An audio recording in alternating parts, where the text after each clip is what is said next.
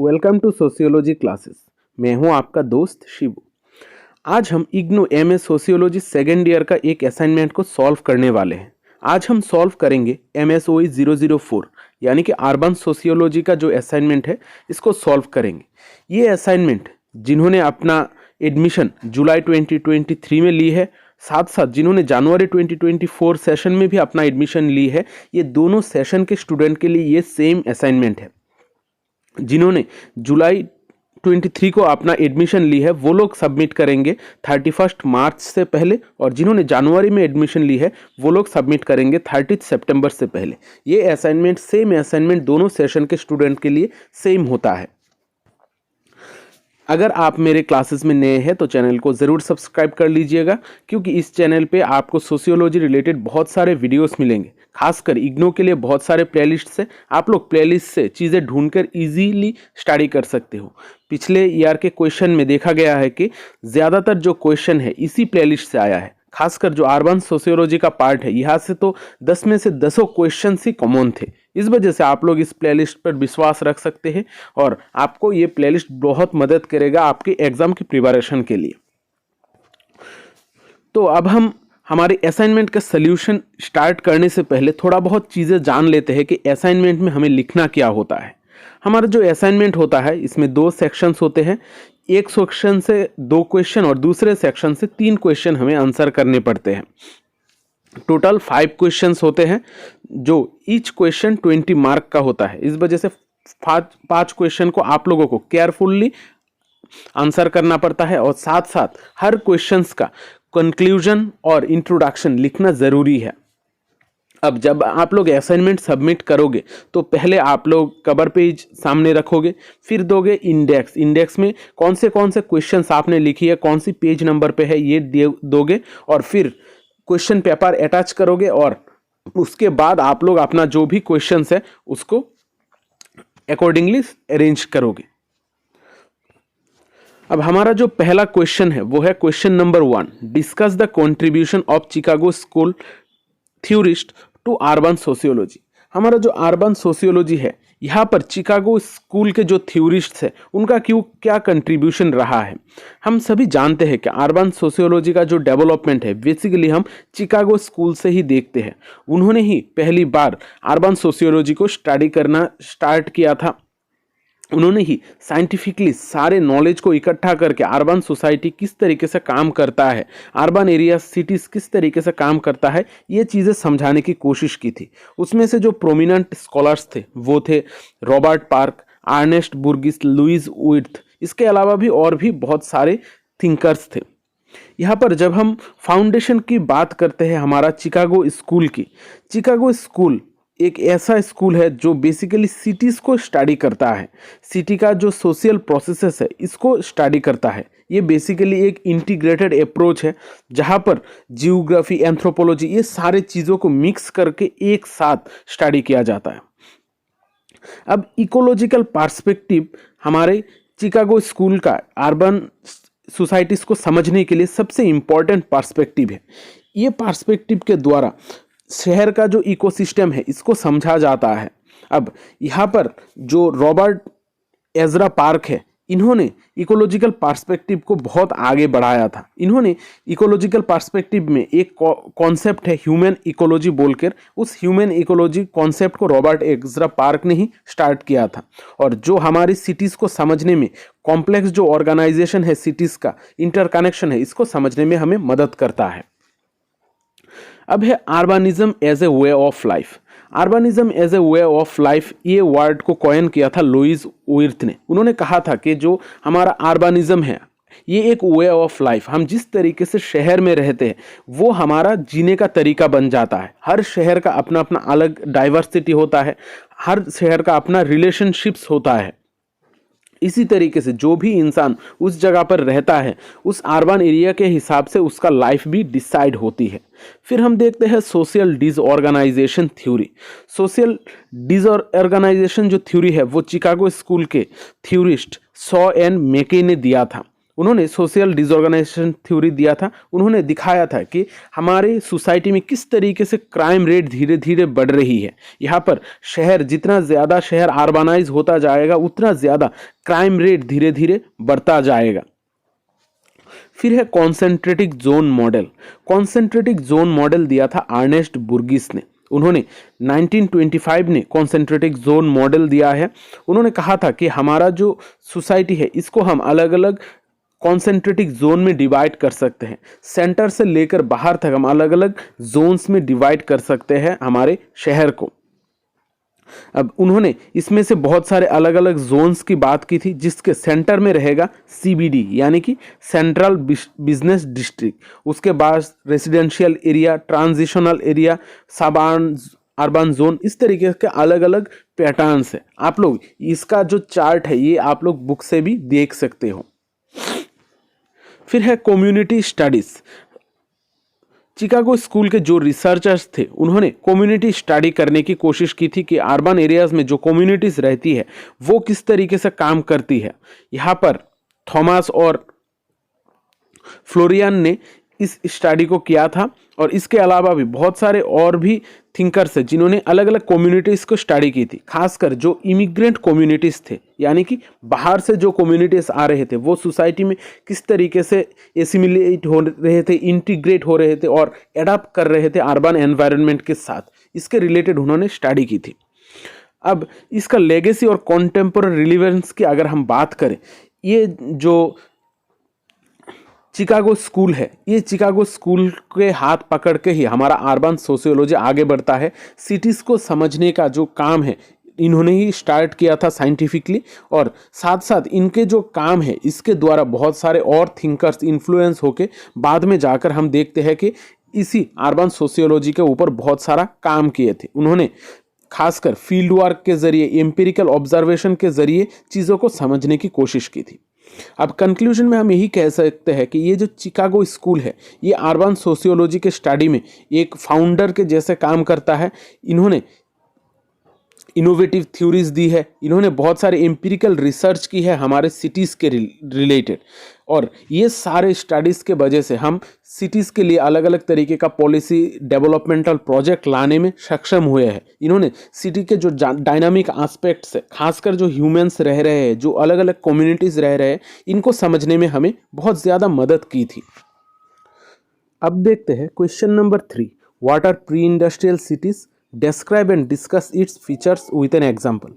Pre industrial cities क्या है और इसको हमें डिस्क्राइब करना होगा, और साथ साथ इसके अलग फीचर्स क्या है एक एग्जाम्पल के द्वारा हमें प्री इंडस्ट्रियल सिटीज़ को समझाना होगा।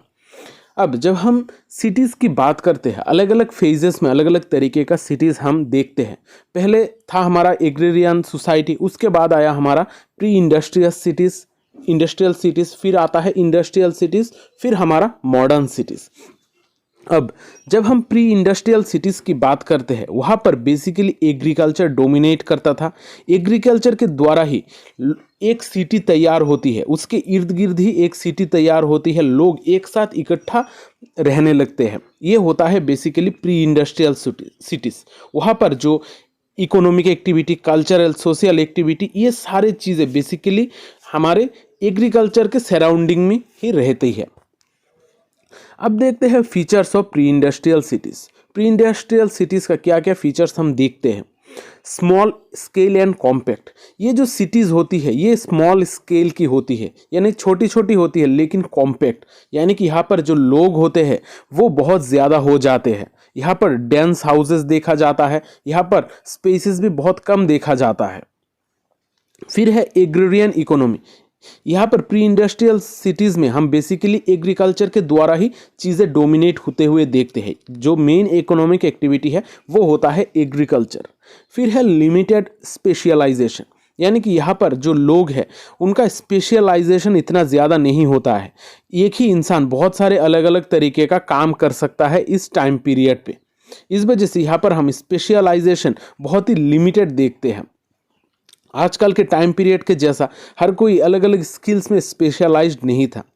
फिर हम देखते हैं इसका जो सिटीज़ का जो स्ट्रक्चर है वो बेसिकली डिफेंसिव स्ट्रक्चर थे, क्योंकि उस टाइम पीरियड पे बहुत अलग अलग जगहों से लोग अटैक करते थे। इस वजह से जो भी सिटीज़ थी वो लोग इस तरीके से फॉर्म करते थे अपने आप को, ताकि वो लोग डिफेंड कर सके अपने आप को। बहुत सारे वॉल्स के ज़रिए, गेट्स के ज़रिए, बहुत सारे अलग अलग फॉर्मुलेशंस के ज़रिए वो लोग एक डिफेंसिव स्ट्रक्चर तैयार करते थे, ताकि कॉन्फ्लिक्ट या फिर इन्वेंशन के टाइम पर वो अपने आप को प्रोटेक्ट कर पाए। फिर देखते हैं रिलीजियस एंड सिविक सेंटर्स। ये जो प्री इंडस्ट्रियल सिटीज़ है वहाँ पर एग्रीकल्चर के साथ साथ रिलीजियन भी बहुत ज़्यादा डोमिनेट करता था। रिलीजियन के स्ट्रक्चर के द्वारा ही ये प्री इंडस्ट्रियल सिटीज़ बेसिकली तैयार होती थी। यहाँ पर लोग इकट्ठा होते थे, कम्युनिटी गैदरिंग होती थी, रिलीजियस प्रैक्टिस करते थे, साथ साथ एडमिनिस्ट्रेटिव फंक्शंस भी हम इस सेंटर्स में देखते थे। अब हम देखते हैं एक एग्जाम्पल जो है pre industrial city of Florence. Florence basically एक जगह है इटली में। ये एक प्री इंडस्ट्रियल सिटी थी। अब इस सिटीज़ का क्या क्या फीचर्स है, पहले हम जानते हैं हिस्टोरिकल कॉन्टेक्स्ट। हिस्टोरिकल कॉन्टेक्स्ट में ये बेसिकली 15th सेंचुरी में तैयार हुआ एक प्री इंडस्ट्रियल सोसाइटी है, जो यूरोप के रेनेसा के दौरान तैयार हुई थी, जहाँ पर ट्रेड एंड फाइनेंस के द्वारा ही सारी चीज़ें चलती थी। अब ये pre industrial city of Florence Italy का क्या फीचर्स है, यहाँ पर हम देखते हैं इकोनॉमिक प्रॉस्पेरिटी, यानी कि यहाँ पर बिजनेसेस के जरिए टेक्सटाइल, बैंकिंग, ये सारी चीज़ें हम देखते हैं उस सिटी में। फिर देखते हैं आर्टिस्टिक एंड कल्चरल फ्लोरिश, यानी कि यहाँ पर बहुत सारे आर्टिस्टिक चीज़ें थी, इंटेलेक्चुअल ग्रोथ बहुत ज़्यादा हो रहा था, साथ साथ कल्चर में भी रेनेसा के वजह से बहुत सारे अलग अलग चेंजेस, बदलाव आने लगे। फिर है सोशल स्ट्रक्चर। यहाँ पर जो सोशल स्ट्रक्चर है ये भी धीरे धीरे चेंज हो रही थी। पहले जिस तरीके के लोग थे, लोग जिस तरीके से स्ट्रक्चर में सोसाइटी में रहते थे, उससे थोड़ा हटके ये सोसाइटी थी। यहाँ पर हम एलाइट मिडिकी फैमिली देखते हैं, फिर वेल्दी मर्चेंट्स देखते हैं, आर्टिसंस, और बहुत अलग अलग लोअर क्लास के लोग भी देखा जाता है। यहाँ पर जो अर्बन आउटलेट्स थे ये बेसिकली मार्केट और पॉलिटिकल सेंटर्स हुए करते थे। अब कंक्लूजन में हम यही कह सकते हैं, ये जो प्री इंडस्ट्रियल सिटीज़ है ये सिटीज़ के ग्रोथ के लिए बहुत ही इम्पोर्टेंट स्टेप था, और हमारे हिस्टोरिकल बहुत सारे अलग अलग कैरेक्टरिस्टिक्स है इस अर्बन डेवलपमेंट का इस प्री इंडस्ट्रियल सिटीज़ में। प्री इंडस्ट्रियल सिटीज़ में एग्रीकल्चर डोमिनेट करता था, साथ साथ हम रिलीजियन का इम्पैक्ट भी देखते हैं, बहुत सारे एडमिनिस्ट्रेटिव सेटअप्स भी उस जगह पर होता था।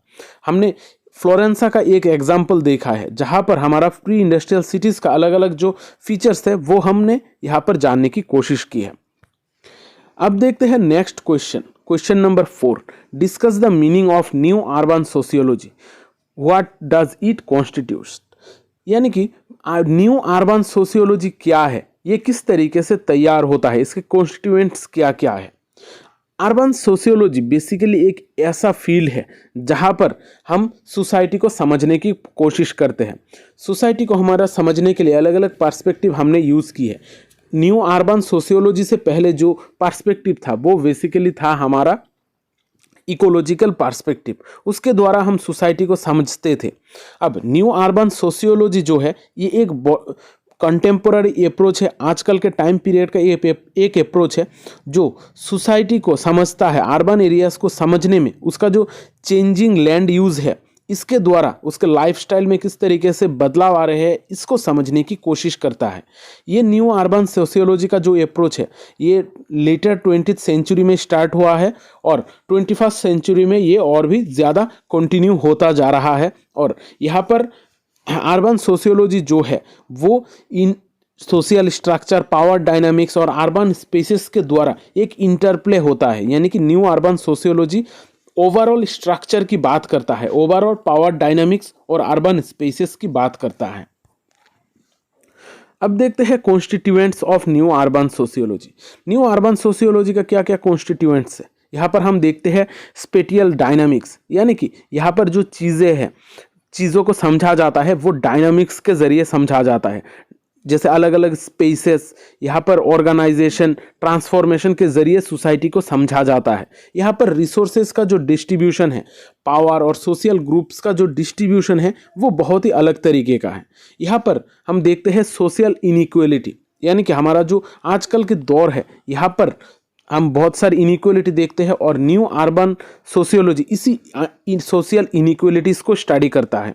जैसे रेस, क्लास, जेंडर, इस तरीके का मार्कर के बेसिस पे लोग किस तरीके से एक दूसरे से इनइक्वल हो रहे हैं, यहाँ पर सोशल इनइक्वलिटी किस तरीके से हो रहा है सिटीज़ में खास करके, इसके बारे में न्यू अर्बन सोशियोलॉजी स्टडी करता है। फिर है कम्युनिटी एंड सोशल नेटवर्क्स, यानी कि यहाँ पर जो अलग अलग कम्युनिटीज़ रह रही है उनके बीच में क्या सोशल नेटवर्किंग सिस्टम है, इसको भी स्टडी करता है। फिर है ग्लोबलाइजेशन एंड अर्बनाइजेशन। ग्लोबलाइजेशन और अर्बनाइजेशन का इम्पैक्ट हमारे अर्बन स्पेसेस के ऊपर किस तरीके से है, हमारा सिटीज़ किस तरीके से चेंज हो रही है, उसमें किस तरीके का कल्चरल एक्सचेंज, माइग्रेशन पैटर्न देखा जा रहा है, ये सारी चीज़ें न्यू अर्बन सोशियोलॉजी का स्टडी का पार्ट है। फिर है policy and governance. New urban sociology जो है वो गवर्नमेंट किस तरीके से पॉलिसीज तैयार कर रही है और लोगों को किस तरीके से गवर्न कर रही है, लोगों का डेवलपमेंटल एस्पेक्ट्स के बारे में भी स्टडी करता है। साथ साथ सोशल डायनामिक्स और अर्बन इनइक्वलिटीज़ में किस तरीके का बदलाव आ रहे हैं इन पॉलिसीज़ की वजह से, उस गवर्नेंस के वजह से, ये सारी चीज़ें न्यू अर्बन सोशियोलॉजी स्टडी करता है। अब इसका इम्प्लीकेशन और सिग्निफिकेशन क्या है, न्यू अर्बन सोशियोलॉजी जो है इसका कुछ इम्प्लीकेशन और सिग्निफिकेशन है, यानी कि इन स्टडीज़ के वजह से हमारे सोसाइटी में क्या बदलाव आ रहे हैं। हम देखते हैं सोशल पॉलिसी एंड प्लानिंग।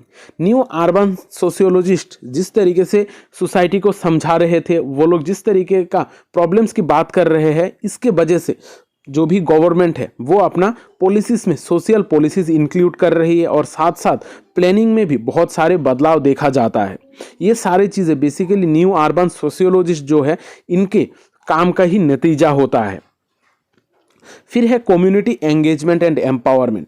जो भी कम्युनिटी होता है उसके एम्पावरमेंट के लिए उसको हर एस्पेक्ट में एंगेज करने के लिए काम किया जाता है। ये न्यू अर्बन सोशियोलॉजी के वजह से ये सारे चीज़ें सक्षम हुई है, क्योंकि वो लोग सारे प्रॉब्लम्स को आगे रख कर चीज़ों को समझाते हैं, गवर्नमेंट तक चीज़ें बातें पहुंचाती है कि किस तरीके से हम सोसाइटी में एम्पावरमेंट ला सकते हैं, मार्जिनलाइज्ड कम्युनिटीज़ को किस तरीके से आगे बढ़ा सकते हैं, लोगों के बीच में एकता किस तरीके से ला सकते हैं, ये सारे चीज़ें न्यू अर्बन सोशियोलॉजिस्ट समझाते हैं।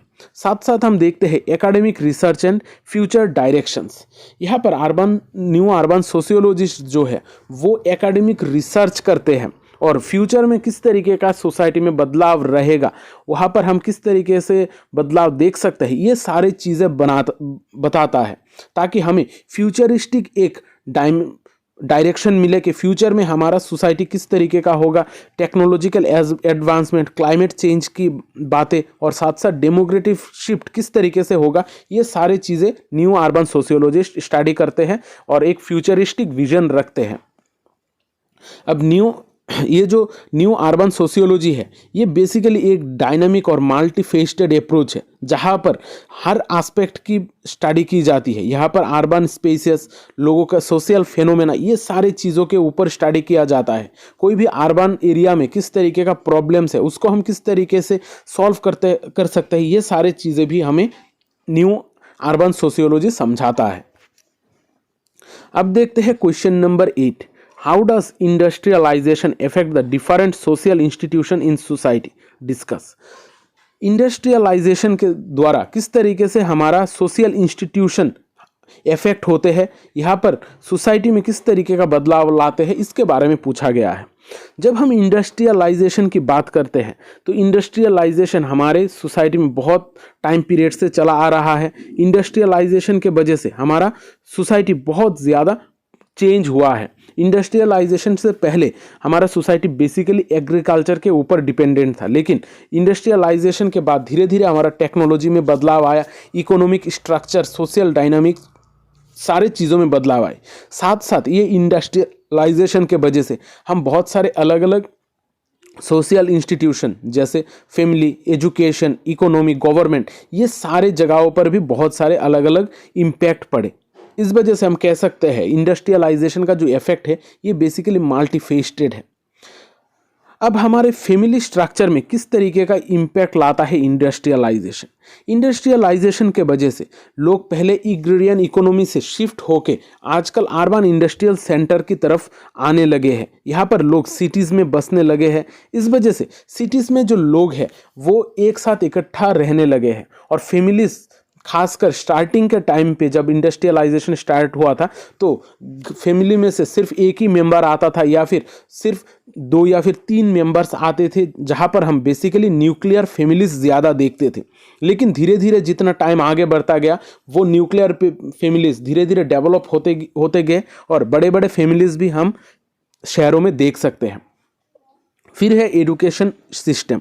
इंडस्ट्रियलाइजेशन के वजह से एजुकेशन सिस्टम के ऊपर बहुत ज़्यादा फोकस किया गया क्योंकि यहाँ पर बहुत सारे वर्क फोर्सेस की ज़रूरत थी, साथ साथ बहुत ज़्यादा जॉब अपॉर्चुनिटीज़ थी शहरों में जहाँ पर इंडस्ट्रियलाइज्ड एरिया में लोग काम करेंगे। इस वजह से एजुकेशन सिस्टम में भी हम बहुत सारे बदलाव देखते हैं। यहाँ पर लोगों को कौन सा स्किल दिया जाएगा, कौन सा एजुकेशन इम्पॉर्टेंट है, ये सारे चीज़ों में भी बदलाव लाएगी। साथ साथ लोगों की स्किल को डेवलप किया गया और कुछ कारिकुलम में भी हम बदलाव देखते हैं। इस वजह से हमारा जो एजुकेशन सिस्टम है ये क्वालिटी के ऊपर फोकस करता है, लेकिन फिर भी हम सोसाइटी में बहुत सारे अनइक्वल एक्सेस देखते हैं एजुकेशन को लेकर। अब देखते हैं इकोनॉमिक इंस्टीट्यूशंस। यहाँ पर इंडस्ट्रियलाइजेशन के वजह से इकोनॉमिक इंस्टीट्यूशन और इकोनॉमिक स्ट्रक्चर में बहुत ज़्यादा बदलाव आया है। पहले जो एग्रीरियन इकोनॉमी थी, फिर इंडस्ट्रियलाइजेशन के वजह से ये बेसिकली मार्केट के ऊपर डिपेंडेंट हो गई थी, ये बेसिकली इंडस्ट्रीज़ के ऊपर डिपेंडेंट हो गई थी। इस वजह से इकोनॉमिक ग्रोथ जो है वो बहुत ज़्यादा ट्रांसफॉर्म हो गया था। अब देखते हैं government and politics. Government and politics में इंडस्ट्रियलाइजेशन का बहुत ज़्यादा इम्पैक्ट देखा जाता है। यहाँ पर गवर्नमेंट्स का बहुत रेपिडली चेंज देखते हैं हम इंडस्ट्रियलाइजेशन के वजह से। यहाँ पर बहुत सारे सोशल एंड इकोनॉमिक रिफॉर्म्स भी लाए गए सरकार के द्वारा। बहुत सारे लेबर लॉज, बहुत regulatory bodies, social welfare system, ये सारे चीज़ें एस्टेब्लिश की गई। खासकर इंडस्ट्रियल एरिया में जो भी गरीब लोग काम करने के आ रहे थे उनके हक के लिए गवर्नमेंट्स पॉलिसीज़ तैयार कर रही थी ताकि उनका जो राइट्स है वो हमें बजाय रख सके और उनका जो वेलफेयर है वो भी देखा जा सके। इस तरीके से हर किसी का डेवलपमेंट के लिए गवर्नमेंट पॉलिसीज़ तैयार कर रही थी। फिर देखते हैं impact on religion and culture. Religion और कल्चर में इस चीज़ का, इंडस्ट्रियलाइजेशन का बहुत ज़्यादा इम्पैक्ट पड़ने लगा क्योंकि पहले जो लोग गाँव में अलग अलग रह रहे थे उनका अलग कल्चर था, साथ साथ वो लोग अलग एक डिस्टिंक्ट रिलीजन फॉलो कर रहे थे। इंडस्ट्रियलाइजेशन के वजह से सारे लोग इंडस्ट्रीज़ के आसपास शहरों में आके बसने लगे। इस वजह से वहाँ पर जो रिलीजन है वो लोगों के साथ मिक्सअप होने लगा। वहाँ पर सिर्फ एक मोनोलिथिक रिलीजन नहीं, वहाँ पर हम प्लूरलिस्टिक रिलीजन देखते हैं। बहुत सारे रिलीजन एक साथ मिल जा रहे थे, साथ साथ लोगों का जो कल्चर है वो भी मिक्सअप हो रहा था।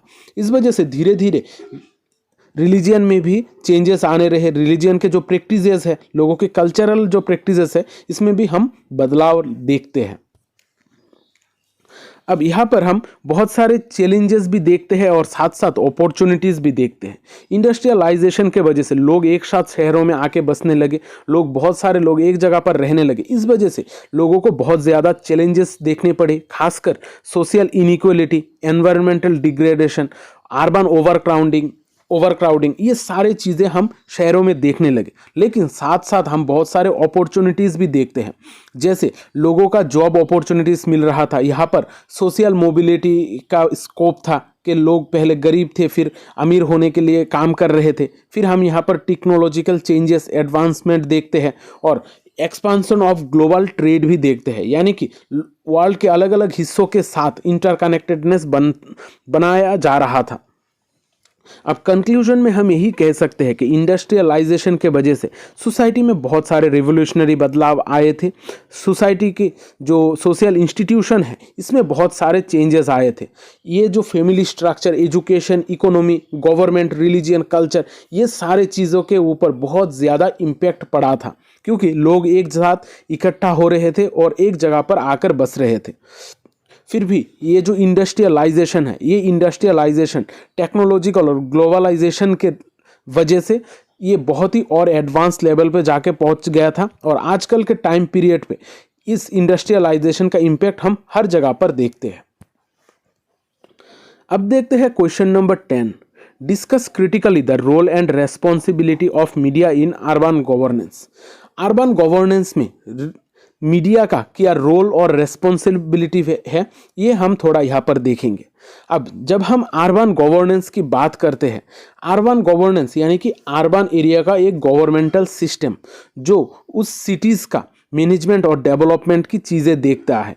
अर्बन गवर्नेंस एक इम्पॉर्टेंट रोल प्ले करता है किसी भी सिटी को डेवलप करने के लिए, और इसमें मीडिया का भी बहुत ज़्यादा रोल हम आजकल देखते हैं कि गवर्नमेंट कौन से काम सही कर रही है, गवर्नमेंट बॉडीज़ किस तरीके से काम कर रही है, उनका ग्रोथ अच्छा हो रहा है कि नहीं, लोगों के लिए भला हो रहा है कि खराब हो रहा है, ये सारे चीज़ बेसिकली बताता कौन है?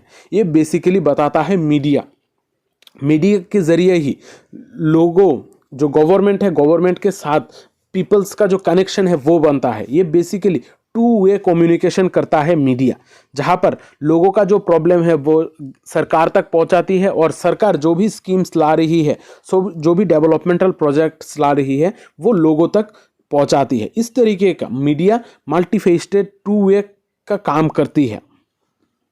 यहाँ पर आजकल के टाइम पीरियड पे अर्बन गवर्नेंस में मीडिया का रोल बहुत ज़्यादा है। मीडिया एक ब्रिज की जैसा काम करती है गवर्नमेंट, स्टेक होल्डर्स और पब्लिक्स के बीच में। यहाँ पर मीडिया एक वॉच डॉग के जैसा भी है, यानी कि वो नज़र रखती है कि कौन किस तरीके का काम कर रहा है। यहाँ पर जो भी इशू है इसको हाईलाइट करती है। यहाँ पर पॉलिसीज़ किस तरीके से काम कर रही है, ये सही तरीके से काम कर रही है, सही है लोगों के लिए कि गलत है, ये सारी चीज़ें बताती है। और साथ साथ अथॉरिटीज़ को अकाउंटेबल रखती है, यानी कि जो भी अथॉरिटीज़ है वो लोग किस तरीके का काम कर रहे हैं, वो लोगों के भलाई के लिए कर रहे हैं कि नहीं कर रहे हैं, ये सारे चीज़ों का अकाउंट रखता है बेसिकली मीडिया। इस वजह से मीडिया यानी कि जो हमारा newspaper, television, radio, digital platform, media channels, ये सारे जो मीडियाज़ है, ये सारे आजकल के टाइम पीरियड में अर्बन गवर्नेंस में बहुत ज़्यादा इंपॉर्टेंट रोल प्ले करती है। अब देखते हैं role of media in urban governance. यहाँ पर हम देखते हैं इंफॉर्मेशन डिसेमिनेशन, यानी कि इंफॉर्मेशन जो है वो गवर्नमेंट और पब्लिक के बीच में ब्रिज के जैसा काम करता है। ये मीडिया लोगों तक इंफॉर्मेशन पहुँचाती है ताकि जो अर्बन पॉलिसीज़ है, डेवलपमेंटल प्रोजेक्ट्स है और पब्लिक सर्विसेज है, ये सारे चीज़ों को शेप किया जा सके, लोगों के भलाई के लिए यूज़ किया जा सके। यहाँ पर हम देखते हैं पब्लिक अवेयरनेस।